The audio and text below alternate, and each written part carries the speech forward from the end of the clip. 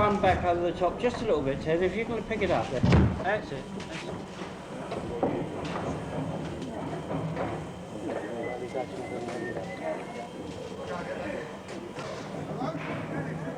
How's that? Martin? The scene at Pinewood Studios, England, last December, as construction of the main set for the Agatha Christie whodunit Death on the Nile neared completion. The film has been co-produced by John Brabourne and Richard Goodwin, the partnership responsible for Murder on the Orient Express.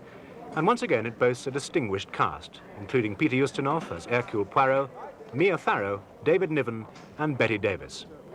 The ambitious set at Pinewood represents the River Nile at night, and these mud banks will soon be awash as water floods into the studio tank to provide an impressively realistic setting for the one star of the picture who doesn't get a screen credit, the Nile steamer Karnak, on which most of the action takes place.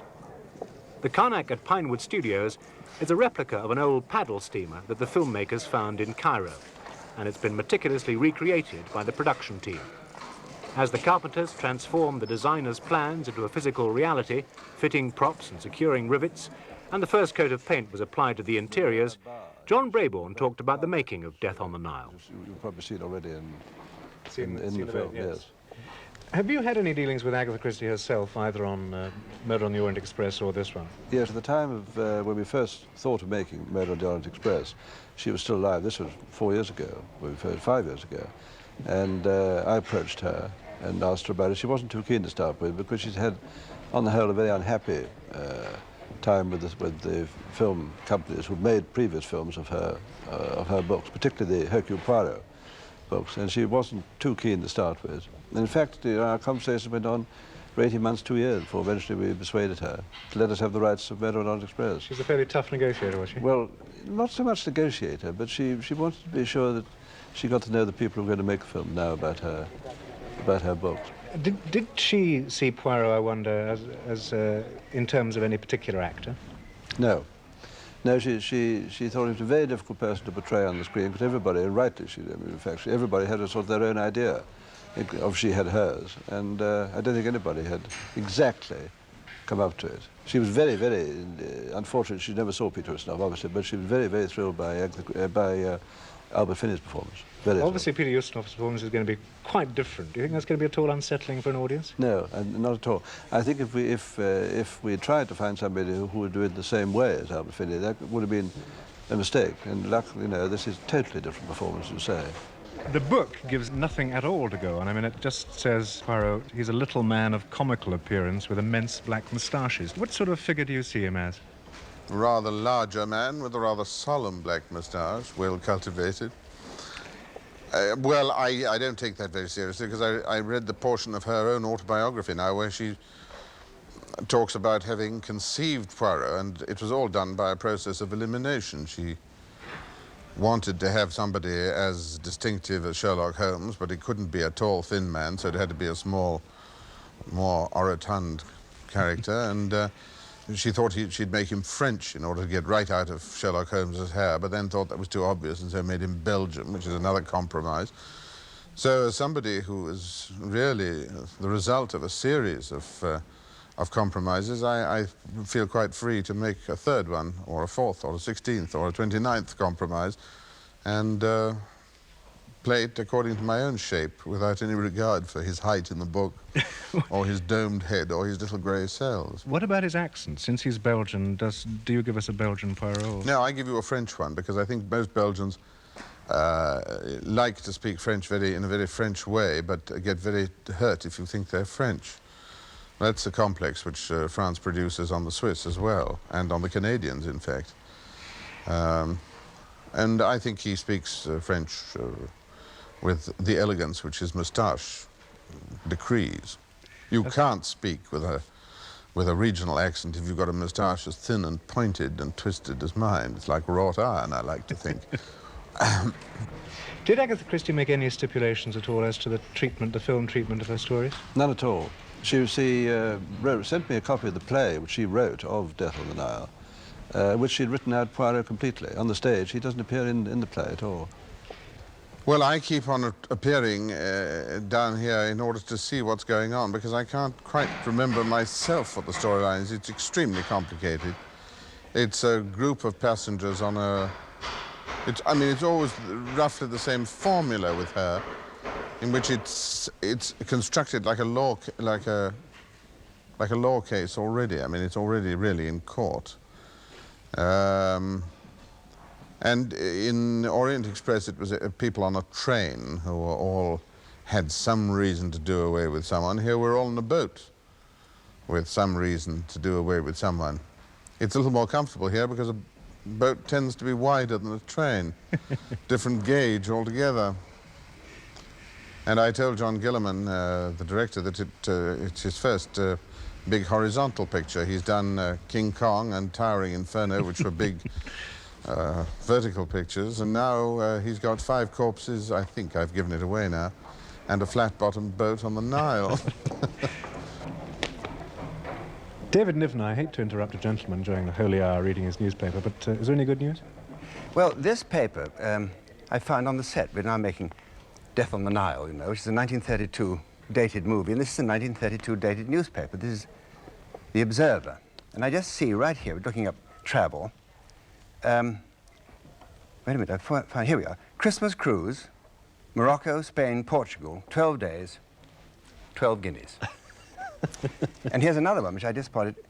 You can go to the West Indies for 7 weeks on the Duchess of Richmond. Do you think she'd mind? Well, anyway, She'd be terribly pleased.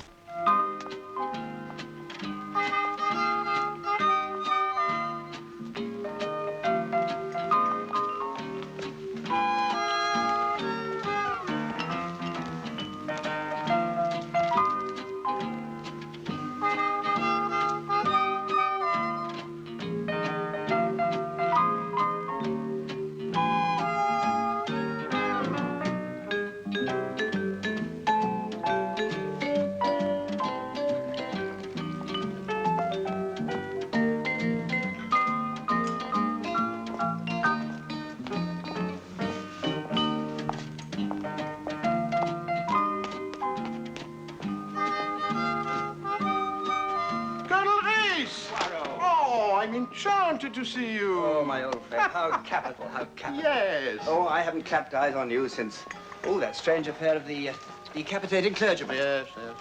I still think you were a trifle lucky to find that cake knife up the chimney like that. Lucky? With me, it's the exercise of the little grey cells. Luck, I leave to the others. Yes, I'd forgotten your opinions about yourself. Oh, yeah. Might one ask, what are you doing here? I'm on vacances. Shortly, I'm going up the Nile on the steamer. And you? The same, oddly enough. Oh. In other words, you're following one of the passengers. No. Seulement les vacances, mon ami. Oh? Like yourself. Yeah. Tell us about Colonel Race. He helps Poirot out, doesn't he? Well, Colonel Race, you know, in the book, I think there were 16 suspects.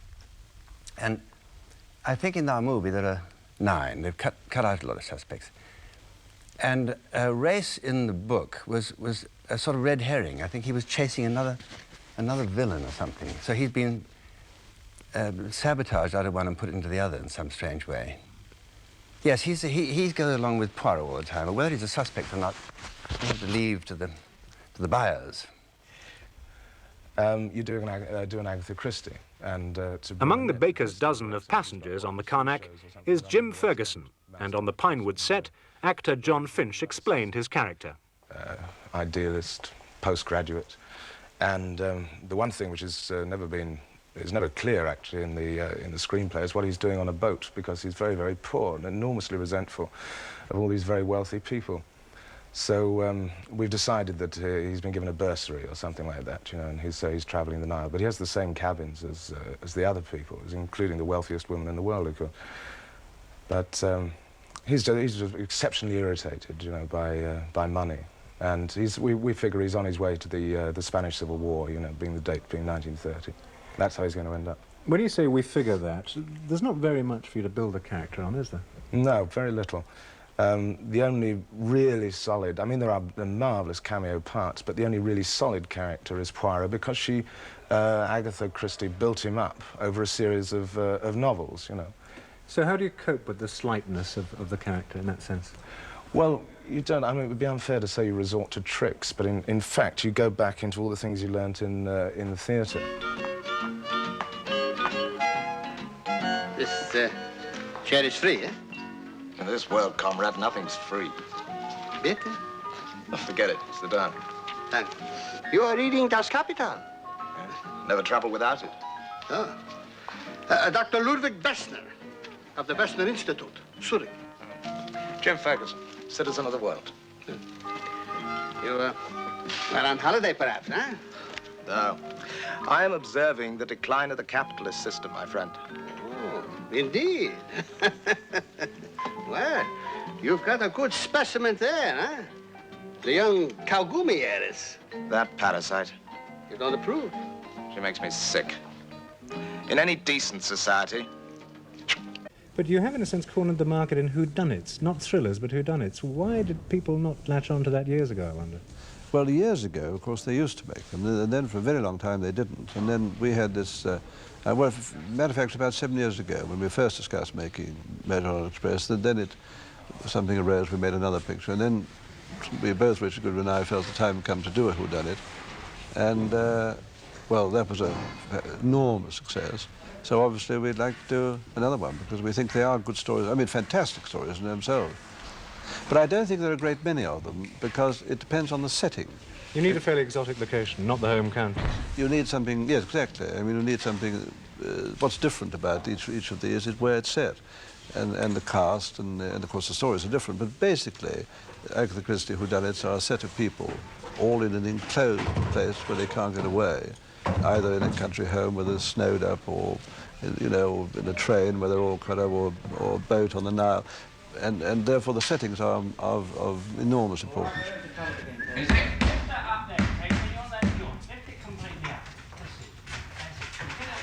As the carpenters painstakingly recreated the paddle steamer Karnak on the Pinewood soundstage, production designer Peter Merton was asked how closely his set resembled the original boat used for location shooting on the Nile. Exactly, inch for inch.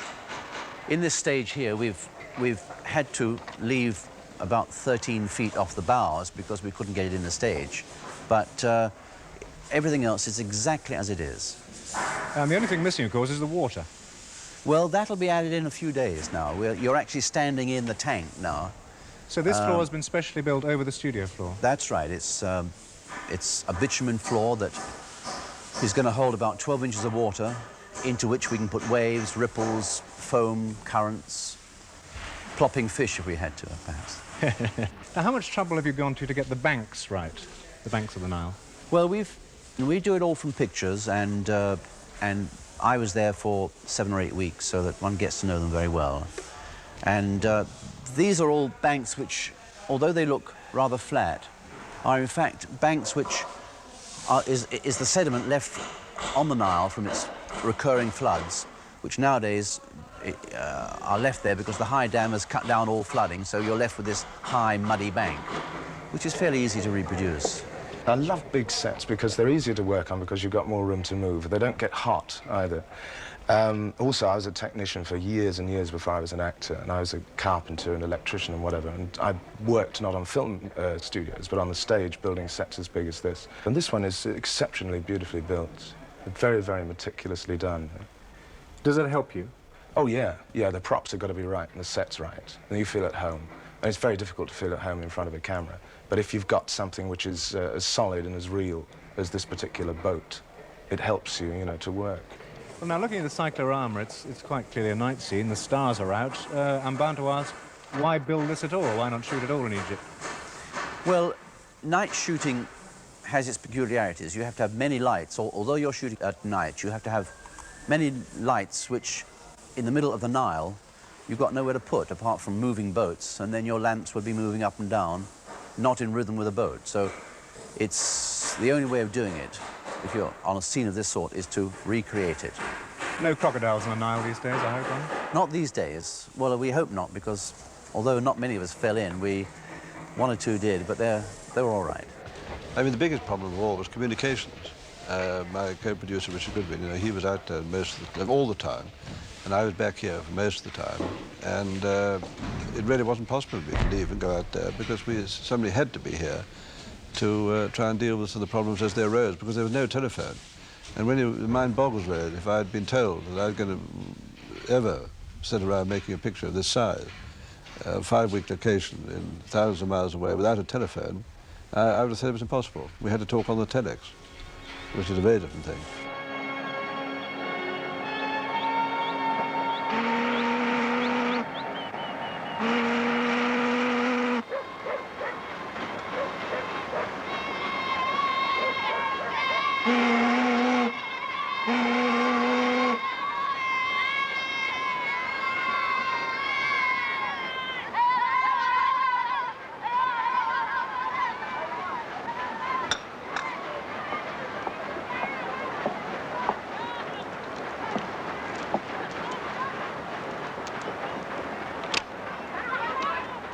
Fabulous, isn't it? You're the Ridgway girl, aren't you? And you're Mrs. Van Schuyler. I wondered if we'd ever break the ice. Well, I seldom talk to strangers, but never to strange honeymooners. I'm glad you're breaking your rule. Well, rules are made to be broken. At least mine are, by me. Oh, they're beautiful. Thank you. And amazing, if you know how they're made. A tiny piece of grit makes its way into an oyster, which eventually becomes a pearl of great price hanging round the neck of a pretty girl like you. I never thought of it that way. Well, you should. The oyster nearly dies. The presence of an undisputed Hollywood legend amongst the suspects prompted an obvious question to the film's co-producer, Richard Goodwin. Is it a pleasure to work with a hugely talented star cast, or are there too many egos rubbing against each other? No, funny enough, it's the reverse. The more egos you have, the less trouble. They're all vying with each other to be the most professional. We've got Bette Davis, of course, who is the most professional person you can possibly imagine, bringing her own makeup, mirrors and lights to Egypt, and all, just in case they didn't have any there. Once you get someone like that on the cast, you don't really have any problems with anybody else. I can't picture Bette Davis not being the first one on the set, not being ready for her performance, not being up if everybody else were to be up at 5, not being up at 4. Not being totally involved in what she does. I can't envision it. I don't think anybody can. How much difficulty did you have finding a steamer actually on the Nile for the exteriors?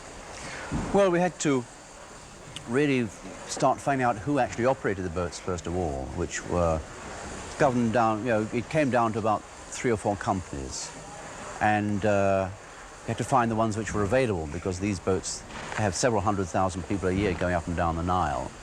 And we found this little one that had the minimum of bookings. So the producers then did their deal with them.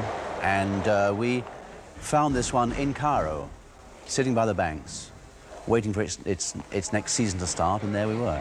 How much did you have to do to it? Well, we had to really refurbish the whole thing. The engines needed overhauling, and we had to build new decks on the top because they were rather rotten.